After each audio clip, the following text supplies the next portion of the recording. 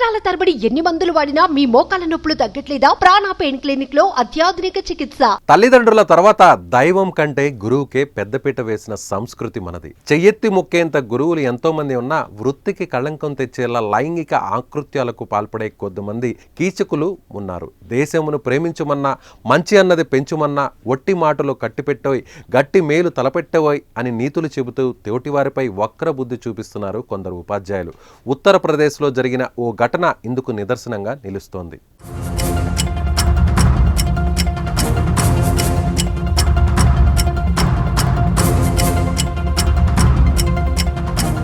ఉత్తరప్రదేశ్లో ఉపాధ్యాయుల కోసం తీసుకువచ్చిన డిజిటల్ హాజరు వ్యవస్థను ఆసరాగా చేసుకొని ఓ ఉపాధ్యాయుడు తన తోటి మహిళా టీచర్ను ముద్దుకోరడం వివాదాస్పదమైంది. దీనికి సంబంధించిన వీడియో ప్రస్తుతం సోషల్ మీడియాలో వైరల్గా మారింది.